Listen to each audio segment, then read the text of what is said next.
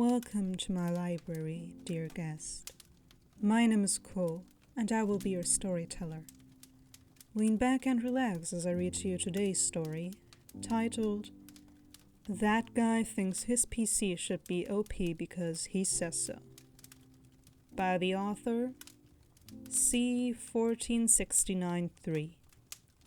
This is only the first part of the story, and the second will come out soon. I will link it in the video description as well as in this video itself once it's out. With that being said, let's get into the story. Hi, I'm new to this but would like to contribute to the horror stories. I've been playing 5e for a good while since COVID started and have been using Roll20 plus Discord to play D&D. I played with a cool player who let me join in one of his campaigns. I shall call him DM, and he's a decent one at that with no issues. The issue to this horror story is to come from another player who joined after a couple people dropped from the campaign. Someone who we shall call that guy. For the sake of ambiguity, I will reference the characters of the party by what they do, since the campaign is still going on. The party consists of Holy Warrior, Stealthy Priest, Tinkerer, me, the spellcaster, and that guy with the child mentality. A warrior, but we didn't know at the time cause he was being so hush-hush about his class. He seemed cool enough, aloof, and very outspoken. We all hit it off and had a good roleplay chemistry with hijinks and shenanigans.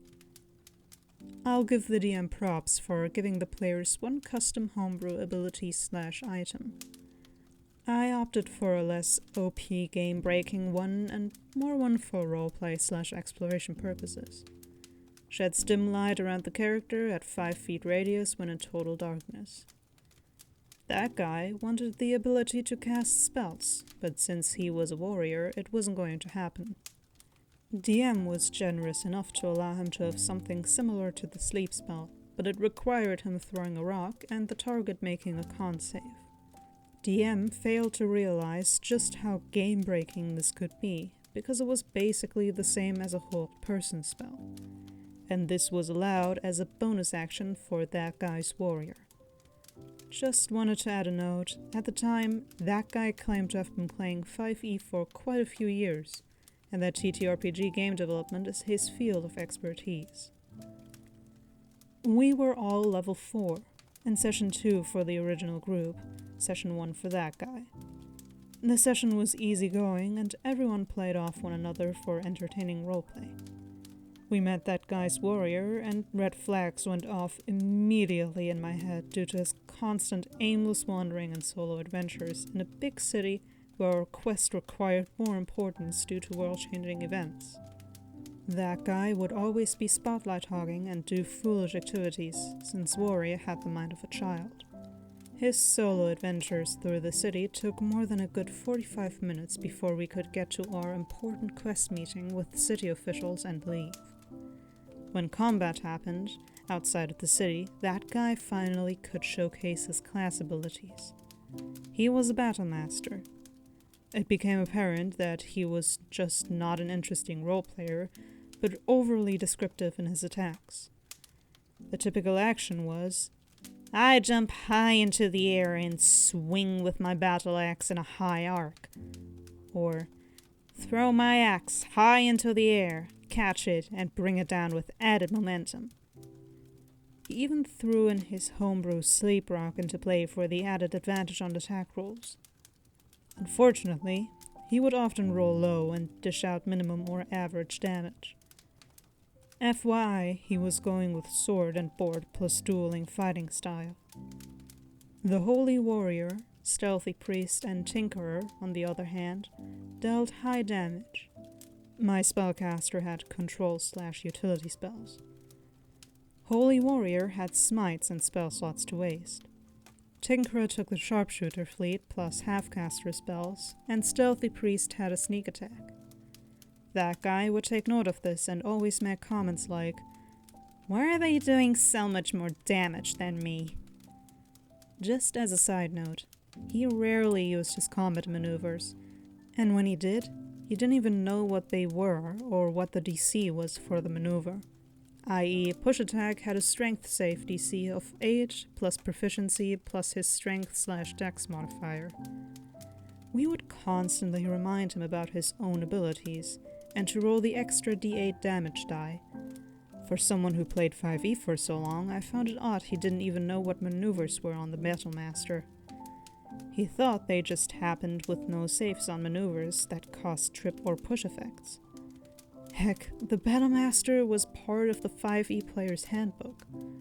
If you've played 5e for so long and claim to know the ins and outs of 5e so much, why are you so lost in your own subclass's abilities? Make a note, this will come up later, and there will be many face-bombs. The party comes into ownership of some nice homebrew magic items a few sessions later. Holy Warrior got plate armor tailored for his class, and a silvered magic greatsword that dealt additional damage die if double numbers are rolled. My spellcaster received robes that acted like light armor. Tinkerer got his hands on a magic longbow that dealt extra d4 damage dice and required no ammunition. Stealthy Priest found a magic light crossbow with extra fire damage dice, plus a short sword that dealt extra lightning damage dice. That guy found a magic greatsword that dealt bleeding damage for 1d4 rounds if he rolls a natural 20. Because he was sword and board, he used it only once in a combat encounter. He called it a dumb weapon because he didn't like having to roll a natural 20 for the bleed effects to kick in. In addition, he wanted magic armor, just like Holy Warrior, but DM said maybe next time when they roll high on the loot table. That guy made a couple more comments and often used foul language in a joking manner, in a passive-aggressive way. An example, DM says Warrior roll low with his skill check for whatever he's doing and describes the outcome. That guy would reply with, "What the fuck? Fuck you, I'm the sky. I think I wouldn't know what my warrior would do instead," and play it off as a joke. This happened frequently, and that guy would cuss up a storm at the DM, all the while laughing it off like a joke. But that guy was obviously annoyed. Again, very passive-aggressive. A couple more sessions down the road and we all hit level 5. That guy can finally attack twice, and so can Holy Warrior. We encounter a mini-boss, and combat starts. That guy has Warrior rush in and does his usual shtick. Again, Warrior is sword and board and rarely uses his maneuvers for the added damage. The Holy Warrior's build is great weapon fighting style with a greatsword, so he's got the advantage with 1s and 2s possibly being negated on damage rolls. Add the smites, and he's easily outclassing Warrior in the damage department, with 2 attacks plus smites. That guy doesn't realize Holy Warrior gets extra attack at level 5 and begins questioning the DM about it. We inform that guy that Holy Warrior also gets extra attack at level 5. That guy mumbles something about it needing to be nerfed and moves on. Let's now take into account the type of magic items the party each player is utilizing mentioned earlier. That guy's warrior refuses to use his magical greatsword, sticking with a magic longsword that he had no attack and damage bonuses on. And he even begins to complain that he's not doing more damage than the Holy Warrior, and that the Tinkerer is even getting higher damage rolls. As a reminder, the Tinkerer has the Sharpshooter feat. The mini-boss is killed, the session ends, and we call it a night. On the Discord chat, that guy starts complaining that he should be doing more damage, because his backstory says he's supposed to be a bad mother lover whose whole existence is to be strong. We all reply along the lines of, "Warriors are good damage dealers, but it's your build and subclass that makes it happen."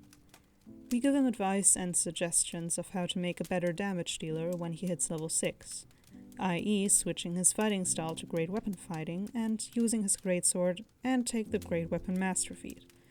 Take magic initiate feat and learn booming blade or green blame blade, etc.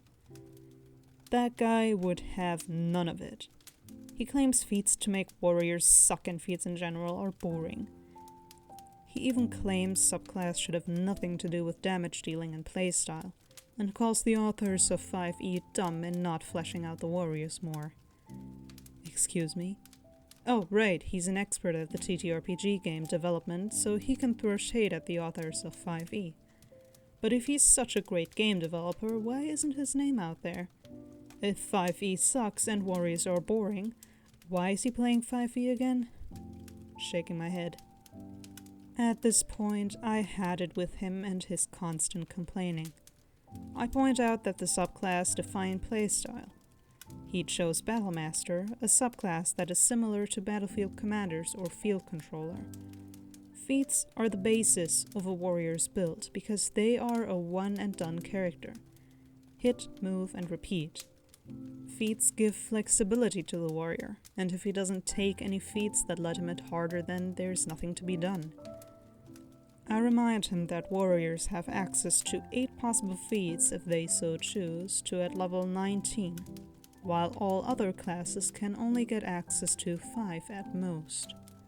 I also add into account the type of weapon he's using, the fighting style, and the unlucky low damage rolls that all factor into how much damage he's doing. His excessive flipping weapons and catching them, or making acrobatic jumps for the extra flair, only add to the visual effect he wants. It doesn't account for the damage he rolls in the end. Tinkerer and Holy Warrior also chip in with similar facts, and still that guy ignores it all. That guy is even saying Warrior needs more uses of Action Surge. I remind him Action Surge is a warrior-specific class feature and it recharges every short rest. At higher levels, he gets 2 of them. Even cite that it is an OP feature only warriors have access to. He continues to claim a fighter should be hard-hitting because he says so. That guy even says D&D isn't about numbers but the experience.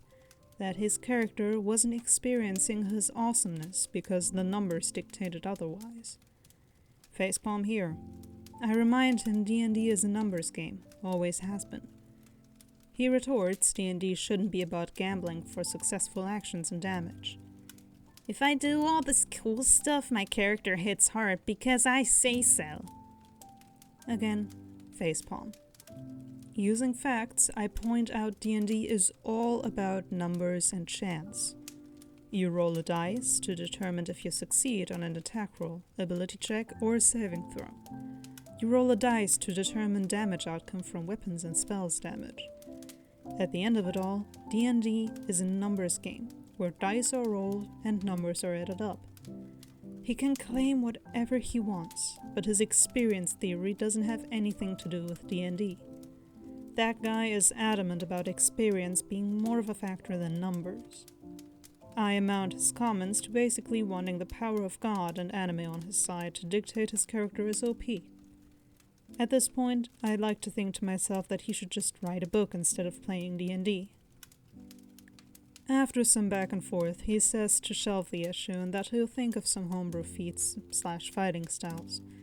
An example being a fighting style that took away action surge but let the warrior get multi-attacks numbering the same they get on their attack action.